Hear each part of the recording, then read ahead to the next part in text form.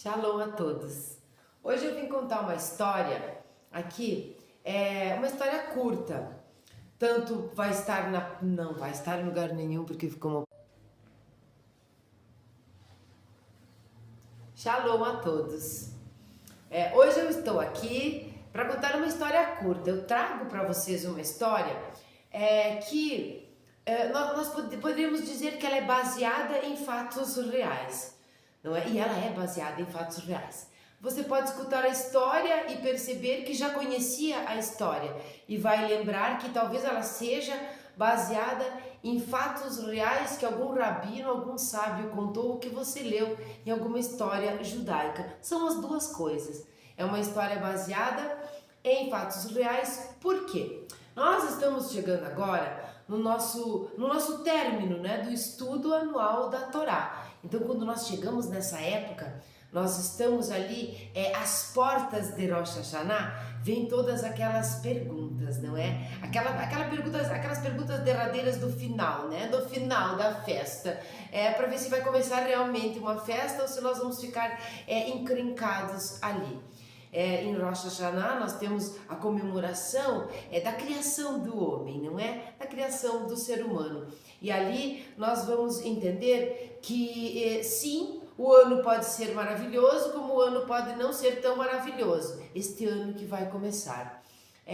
Porque ele vai dizer respeito se o nosso nome vai estar ou não naquela listinha, naquela lista dos que vão ter bênçãos o ano todo, ou daquela lista que vamos ter maldições o ano todo. E depois nós temos aqueles 10 dias, não é? De tanta reclusão, de tanto pensamento, a gente vem se purificando há tanto tempo, não é mesmo? Para então, em Yom Kippur, o dia do perdão, o famigerado Yom Kippur, nós temos o nosso nome selado no livro da vida. Primeiro ele é inscrito no livro da vida em Rosh Hashanah e depois selado em Yom Kippur. Então, quando nós começamos a nos aproximar dessa época, nós temos nas Parashiot, naquelas últimas, muito sobre maldição, sobre bênção. Realmente é uma finalização ali de uma história tão longa, de um deserto tão longo, às vezes sofrido, que nós passamos na nossa vida. Então, nesse momento, nós queremos bênçãos, nós não queremos maldições. Mas eu resolvi vir contar essa história porque, como seres humanos comuns, nós temos uma tendência de termos a impressão de que as coisas só acontecem na casa do vizinho. Você viu só o que aconteceu com fulano, Olha só o que a televisão, o que a mídia, o jornal disse sobre não sei quem. Quando acontece dentro da nossa família ou quando acontece perto de nós, parece que aquilo não podia acontecer, não é? Porque nós estamos acostumados a achar que as coisas acontecem só com os outros. Nós temos um pequeno problema aqui de empatia, de nos colocarmos realmente no lugar do outro ou viver o que o outro viveu. Então, sim, é uma história baseada em fatos reais contados pelos rabinos, só que dessa vez, fatos reais contados por mim mesma, de uma história aqui muito parecida. Se é que não é igual à história que os rabinos contam. Então vamos começar a história, vamos primeiro fazer a bênção da água. Baruch atah Adonai Eloheinu melech haolam, shekol niheh bidvaro.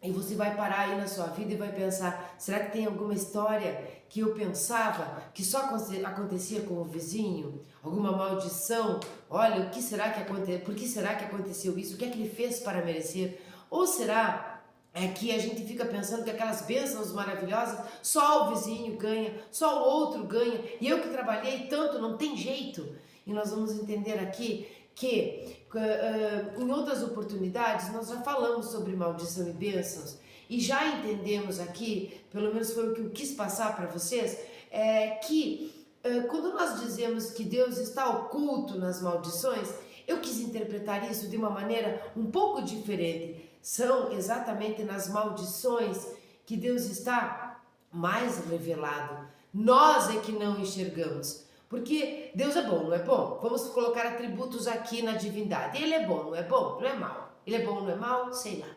Não é? Mas ele é bom. É assim que nós queremos entender. Benevolência, misericórdia, afinal de contas, é o Criador.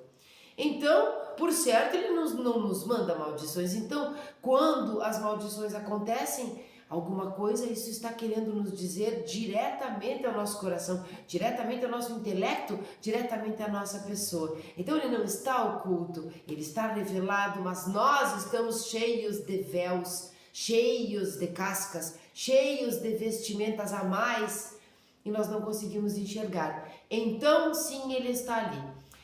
Nesse momento, assistindo algumas coisas, lendo algumas coisas, eu lembrei que teria que trazer alguma coisa de Rosh Hashanah. E essa vai ser a nossa história de Rosh Hashanah desse ano. Eu vou deixar aqui no final do vídeo, na tela final, os 2 vídeos de Rosh Hashanah. A história mesmo, não é? A parte conceitual e a parte prática. Um vídeo de prática, um vídeo da parte conceitual de teoria. Então você vai lá, acessa e as datas no calendário solar e os horários e tudo isso, você vai acompanhar no rabado.org, que nós sempre fazemos a propaganda aqui, porque é lá que nós buscamos as datas para não errarmos nem as festas, nem coisa nenhuma, muito menos acendimento de vela de Shabbat.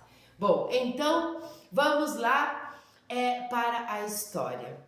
Existia um casal, e existe, aí é que está, aconteceu, ou acontece dentro da sua família, ou acontece com pessoas muito próximas. Então, comigo foi com pessoas muito próximas, eu acompanhei essa história e parece que o judaísmo se baseou neles, de tão idêntica que é a história.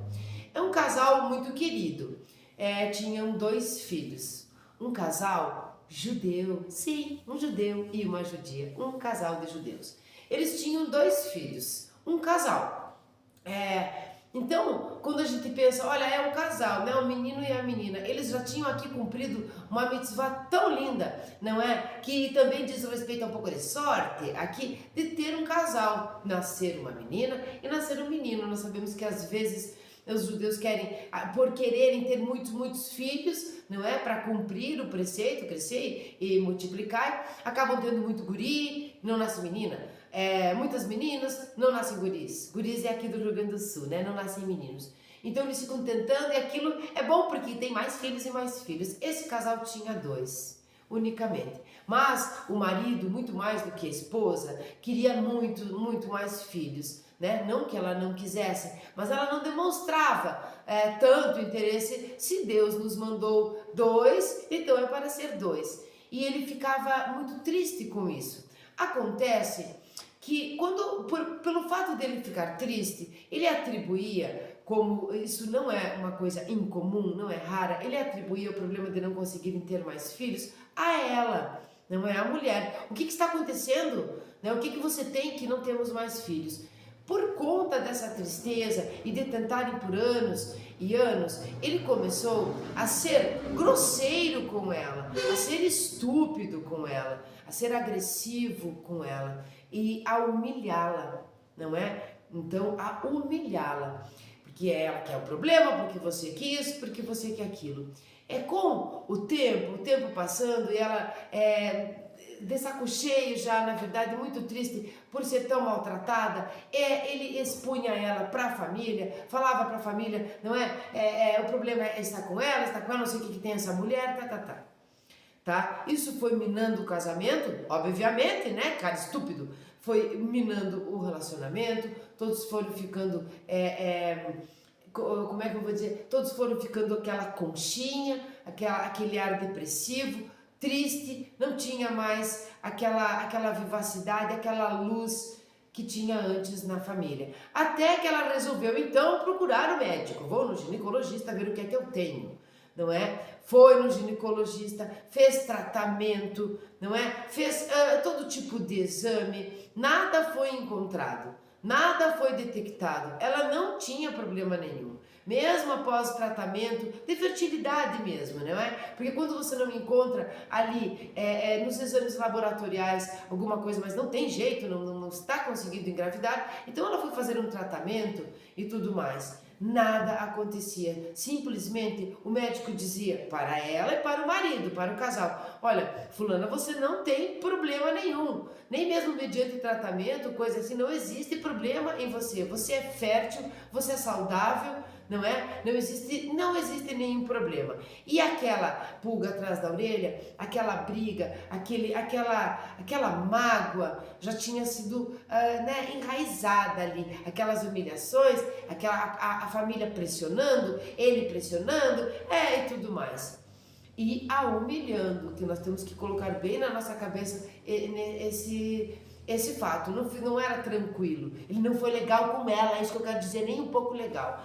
Mas aí, vendo que não tinha jeito, o próprio ginecologista, não é? O próprio médico, disse para o casal: eu acho que vocês deveriam procurar um especialista na área masculina, para que a gente possa realmente tirar todas as dúvidas aqui, não é? E tentar diagnosticar o que é que está acontecendo.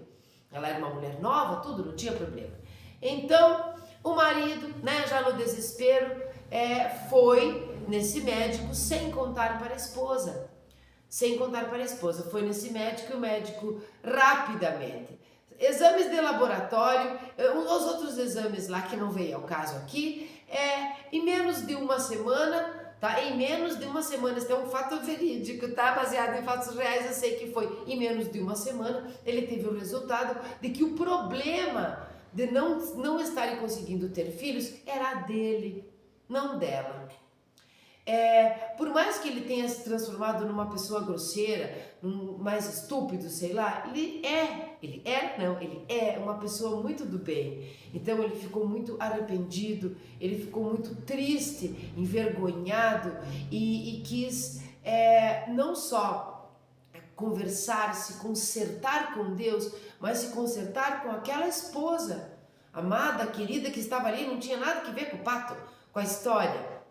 Então, naquela tristeza toda, no final de uma das consultas, porque ele teve que fazer várias, ele não contou para ela que foi no médico, ele sabia que ela não fazia mais.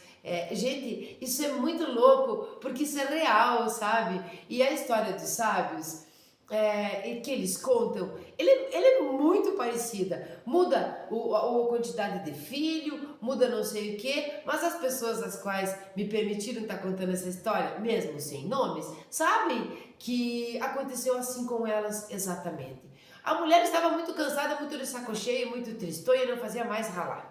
Não fazia as ralotes do Shabat, não fazia coisa nenhuma, a vida religiosa ficou conturbada e eles são um casal ortodoxo, um casal que não só observa, mas um casal religioso, que tem não só a devoção, mas a tradição muito arraigada. Então o Shabat estava uma confusão, ninguém fazia mais nada. Voltando para casa, na sexta-feira à tarde,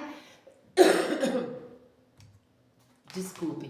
Voltando para casa na sexta-feira à tarde, este marido então passa por uma padaria kasher. Ele chega e dá uma olhadinha, vou comprar as ralotes aqui, vou agradar a esposa. Lembre-se que ela não sabia que ele tinha ido ao médico. Então ela não sabia que ela não era culpada até então, ela estava até achando que era ela, que a culpa era dela. Então ele olhou aquelas ralotes. Eu vou levar para agradá-la. Depois eu conto para ela que fui ao médico, que estou indo ao médico periodicamente, que vi que o problema é comigo e me conserto. Esse processo dele chegar até a padaria, dele pensar no caminho, ele foi fazendo ali uma tshuva, não é? Ele se arrependeu genuinamente dos maus tratos que ele havia feito para a mulher. E ele estava também retornando a Deus com isso, né? Retornando aquele status quo, como a gente chama, o estado anterior ao quando ele começou a maltratá-la, porque antes ele era um fofo. Então, ele foi se arrependendo, chegando na padaria, absorto ali nos seus pensamentos, divagando, viajando, que ele ia chegar e falar, ele não se tocou e pegou as ralotes com a mão. Quando ele pegou as ralotes com a mão, ou padeiro, ou atendente, sei lá quem estava ali, padaria é cheia, né? Padaria no fim da tarde de sexta-feira é cheio. Então, é cheio de pessoas ali, ele meteu a mão nas ralotes sem pegar aquelas espátulas, aquelas pinças, aquelas coisas, ou pedir para que o padeiro pegasse, ele colocou a mão diretamente. Não é? Ele devolveu, acho que ele olhou uma, pegou outra, então quer dizer, se você botou a mão, pega e leva essa, né? Mas ele não fez, ele meio que colocou de volta, o atendente, o padeiro encheu ele de coisa, gritou com ele, humilhou ele, quem você pensa que você é? Ele tá colocando a mão nas ralotes, onde as pessoas vão comprar, você não tem, você é um judeu não kasher, você é um mal educado, você não tem empatia, você não tem respeito, educação pelos outros, e humilhou ele perante todas aquelas pessoas. Então ele humilhava a esposa.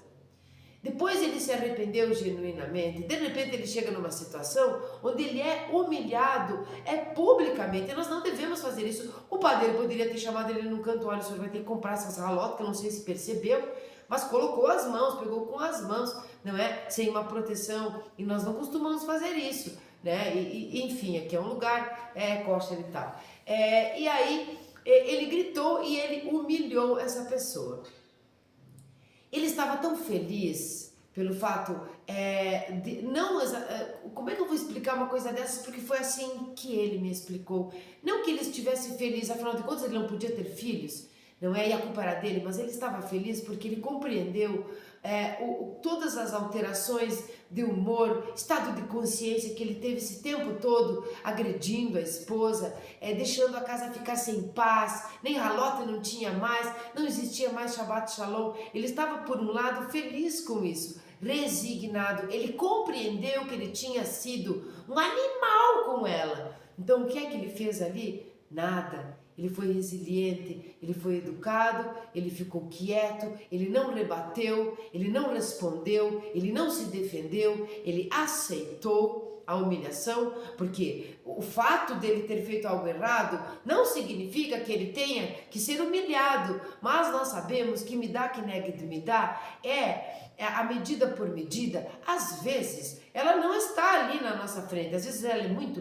esotérica, particular, ela é um segredo, ela está escondida, mas ela vai acontecer mais cedo ou mais tarde. Então ele ficou quieto, resignado, ele comprou as ralotes, aí ele ficou triste porque o homem gritou com ele, mas ele estava feliz porque estava arrependido. Vou voltar para casa com as ralotes, vou dar para a esposa, vou beijá-la no rosto, vou abraçá-la, vou exaltá-la, vou pedir perdão e vou contar sobre que eu fui ao médico e que o problema está comigo. Na volta para casa, lá vinha ele divagando de novo, agora com as ralotes, não é? Vinha ele divagando e pensando. Isso tudo é a pé, tá, gente? É tudo a pé, ele fez tudo a pé mesmo, que aqui é uma cidade pequena. Aí ele vem caminhando e pensando, Deus querido, né? Akadosh Baruch Hu, o Senhor viu o meu sofrimento, o Senhor está vendo tudo que eu estou passando, o que eu fiz quando eu me alterei com a minha esposa, toda a humilhação que eu fiz ela passar. Agora, o Senhor viu toda a humilhação que me fizeram passar, eu aceitei assim como ela aceitava quando eu a humilhava, ela tem muitas bênçãos, então se não for por minhas bênçãos, que seja por bênçãos que ela mereça, por mérito dela, né? Todo esse tempo que eu a humilhei, agora eu tive a resposta, eu tive o troco, não é? Quem sabe, por conta desse arrependimento que é genuíno, o Senhor poderia mandar bênçãos. Ele pediu, vamos ser específicos aqui, ele pediu, me manda um filho, Deus, querido, me manda um filho, manda. Nesse momento, a vida ela muda energeticamente durante o dia, o nosso estado muda visivelmente, nós sentimos isso. Chegamos num lugar que está com a energia muito baixa, nós sentimos. Chegamos num lugar cheio de alegria, a alegria exterior faz com que o nosso exterior fique maravilhoso e aquilo entra para o nosso interior. Então nós somos movidos às energias que estão dentro e que estão ao nosso entorno, não é? E que são exteriores a nós. Bom, ele se sentiu bem. Se não vierem filhos, tudo bem, eu não reagi. não é? Mas ele pediu pelo fato dele não ter reagido, pelo fato dele ter se arrependido, pelo fato dele entender que talvez ele não tivesse mérito nenhum para ter mais filhos, pelas suas atitudes e comportamento, mas que ela talvez tivesse méritos e ela tinha, que ele mandasse filhos. Tudo bem, voltou para casa, não é? Tiveram um Shabat maravilhoso, ele contou para ela que tinha ido ao médico várias vezes, que estava de olho, né, nos problemas que na verdade eram dele e não dela, ele assumiu, ele pediu perdão, isso tudo antes de Rosh Hashanah, tudo antes. Ele pediu perdão, ela o perdoou, a paz foi se instalando novamente. Quando a paz vai se instalando novamente, quando nós soltamos, não é? Soltamos aquilo que estava preso, que estava amargo, que estava realmente nos enforcando, não é? É como se nós abríssemos portais do nosso corpo, da nossa alma, para receber as coisas que são boas, para enxergar na maldição Deus, não é? Então, quando ele pensava que aquilo era uma maldição, ele não via Deus ali, ele se tapava cada vez mais e ficava agressivo e tudo mais. Quando ele soltou esses véus que estão na nossa cara, esse monte de casca, né, de clipote que nós temos, que fazem com que nós não vejamos o outro com amor, que nós não vejamos as coisas boas que existem. Por exemplo, 2 filhos maravilhosos. Quando nós nos cobrimos desse jeito, nós encobrimos Deus ali.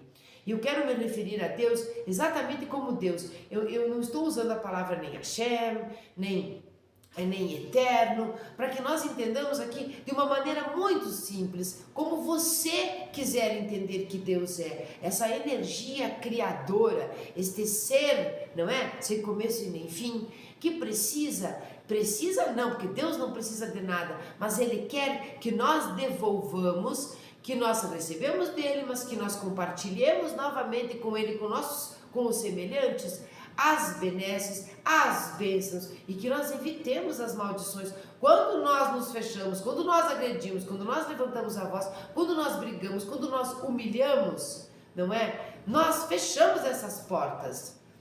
Não tem como nós enxergarmos Deus ali. E não é isso, por certo, que Ele quer. Então passaram-se dias, de repente as regras da mulher não vieram. As regras não vieram e ela chegou para ele e disse: acho que vamos ter que fazer um examezinho.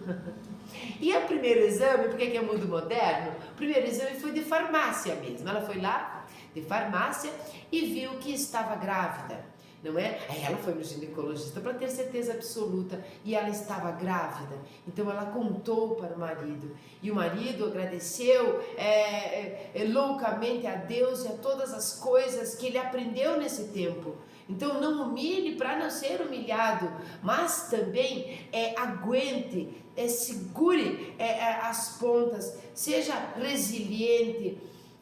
Não devolva o mal com o mal, a agressão com a agressão, que foi o que ele fez na padaria. Sim, pega as ralotes com aquelas cestinhas lá, com aqueles véuzinhos de pegar, pegue, mas enfim, ele lembrou de todas as coisas que ele aprendeu ali. Aí ela já sabia que ele tinha ido no médico, ele já sabia que o problema era dele, ele já sabia que tudo aquilo tinha acontecido para ele aprender alguma coisa. E o que foi que ele aprendeu aqui? Ele aprendeu muitas coisas, não é mesmo? Então a mensagem que nós trazemos para nós é: não humilhe o outro, não humilhe ninguém, não pise em ninguém, e muito menos alguém que até então você me parecia que amava. Não humilhe, não pise, não agrida, não subjugue, não faça esse tipo de coisas, não só porque você nem sabe se o problema não é em você, mas em todos os nossos assuntos. Não faça isso com o outro.